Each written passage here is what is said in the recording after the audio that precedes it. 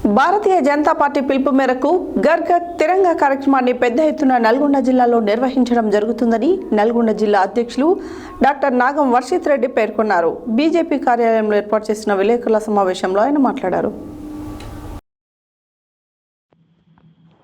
BJP కార్యాలయంలో ఏర్పాటు చేసిన విలేకరుల సమావేశంలో బీజేపీ జిల్లా అధ్యక్షులు నాగం వర్షిత్ రెడ్డి మాట్లాడుతూ జాతి ఐక్యత సమగ్రత పట్ల కొన్ని సంవత్సరాలుగా భారతీయ జనతా పార్టీ ప్రజలతో కలిసి ఉందని, వారిని మహిమ చేస్తుందని తెలిపారు. దేశ ప్రధాని మోడీ ప్రజలతో మన్ కీ బాత్ 112 కార్యక్రమం నిర్వహించి దేశంలోని చిన్న ధనిక ప్రజలందరూ కలిసి ఉండాలని తెలిపారని వర్షిత్ రెడ్డి అన్నారు. పార్టీ పిలుపు మేరకు ప్రతి ఇంటి మీద ఘర్ ఘర్ కి తిరంగా జాతీయ జెండాను ఎగరవేయడం జరుగుతుందని వర్షిత్ రెడ్డి తెలియజేశారు. రాష్ట్ర కార్యవర్గ సభ్యులు వీరేలి చంద్రశేఖర్ మాట్లాడుతూ రుణమాఫీ 2 లక్షల వరకు చేస్తానన్న కాంగ్రెస్ ప్రభుత్వం ప్రజలను మోసం చేస్తుందని దుయ్యబట్టారు. రైతు బీమా, రైతు బంధు పథకాలను ఇవ్వకుండా ప్రజలను కాంగ్రెస్ ప్రభుత్వం మోసం చేస్తుందన్నారు. ఈ మీడియా సమావేశంలో కర్నాటి సురేష్ కుమార్, బీజేపీ రాష్ట్ర నాయకులు పోతెపాక సాంబయ్య, జిల్లా ప్రధాన కార్యదర్శులు చినమోని రాములు, పోతెపాక లింగస్వామి, బీజేపీ ఎస్సీ మోర్చా జిల్లా అధ్యక్షులు పెరిక మునికుమార్ పాల్గొన్నారు.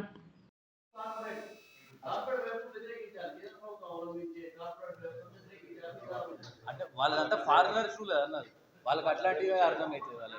వాళ్ళకి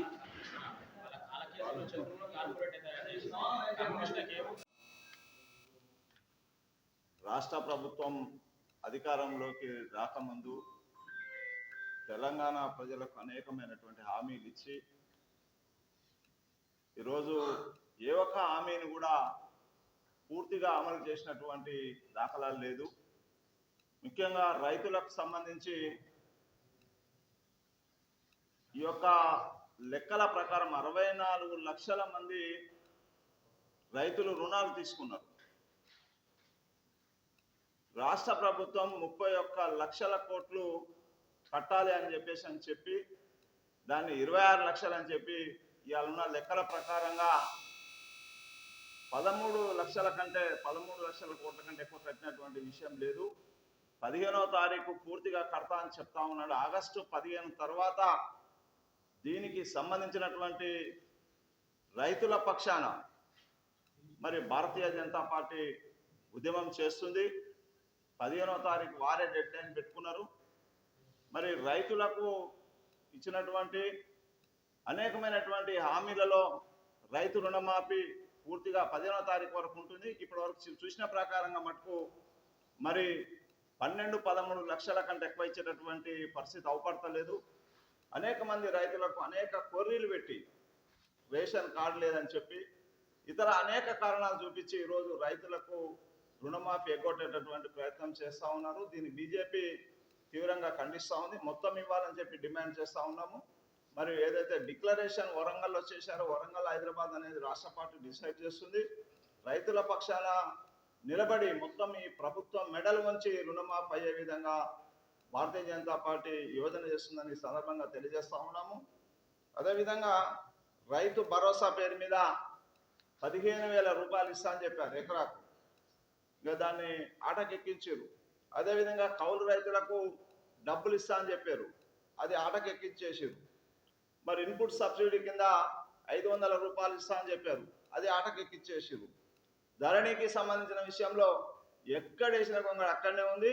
ఇవాళ లక్షలాది మంది రైతులు ఎంఆర్ఓ ఆఫీసుల చుట్టూ, కలెక్టరేట్ల చుట్టూ తిరుగుతూ ఉన్నారు. ఇంకా ఇట్లా సంబంధించినటువంటి అనేక రైతులకు ఇచ్చినటువంటి విషయాల్లో ఈ యొక్క రైతులకు ఈ యొక్క ప్రభుత్వం వెన్నుపోటు పొడిచిందని చెప్పి సందర్భంగా చెప్తా ఉన్నాము. మరి అదేవిధంగా తెలంగాణ భారతీయ జనతా పార్టీ రైతుల కోసం ఒక నెంబర్ను ఇవ్వడం జరిగింది. ఈ యొక్క కార్యక్రమాల కోసము సంబంధించిన సమస్య కావచ్చు, ఇరిగేషన్ ప్రాజెక్ట్స్కి సంబంధించిన విషయాలు కావచ్చు, మరి ఎక్కడైతే రోడ్ల మినిస్టర్ నుండి కూడా ఏవైతే చెండూర్లు కావచ్చు, మున్గోడ్లు కావచ్చు, ఇంకెక్కడైనా సరే ఎక్కడైతే రోడ్లు బాగులేని పరిస్థితుల్లో ఉన్నా కూడా మరి ఎన్నో సమస్యల మీద భారతీయ జనతా పార్టీ ఈరోజు ప్రతి ఒక్క బూత్ నుంచి నియోజకవర్గం లెవెల్ వరకు ప్రతి ఒక్క చోట కూడా ఈరోజు భారతీయ జనతా పార్టీ నల్గొండ జిల్లా ప్రజలందరికీ కూడా అండగా ఉంటుంది. మరి మీ యొక్క సమస్యలు ఏమన్నా ఉంటే ఖచ్చితంగా మా దృష్టికి తీసుకొస్తే మీ పట్ల మేము పోరాడతాము. మీ పట్ల ఈరోజు ఈ అహంకారమైన ఒక ఈ కాంగ్రెస్ సర్కారు చేస్తున్నటువంటి అక్రమాలను మనం చూస్తూ ఉన్నాం. కాబట్టి నల్గొండ జిల్లా ప్రజలకు ఏ సమస్యలు వచ్చినా వారు మా వద్దకి రావచ్చు.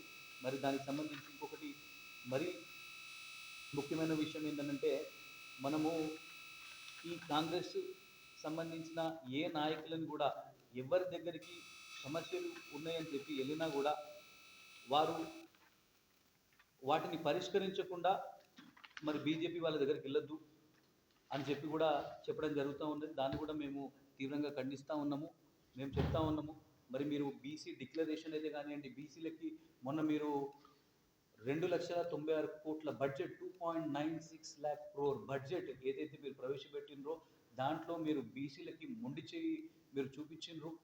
మీరు చెప్పిందేమో చాలా ఉన్నది. మరి బీసీ విద్యార్థులకు రియంబర్స్మెంట్ అని మాట్లాడినరు. మీరు బీసీ మహిళలకు మొన్న స్కూటీలు ఇప్పిస్తా అని చెప్పిండ్రు. మహిళలకు కూడా మొండి చేయ ఉన్నది.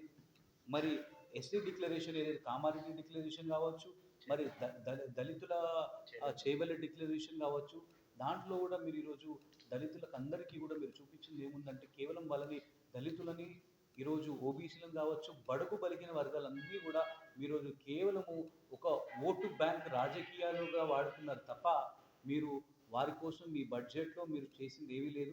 మీరు మొన్న కేంద్ర ప్రభుత్వము ఈరోజు ఒక మంచి బడ్జెట్ ప్రవేశపెడితే ఒక పక్క రాష్ట్రానికి 15,000 కోట్లు ఏదైతే ఉన్నాయో అది వడ్డీతో కూడుకున్న రుణాలు మాత్రమే.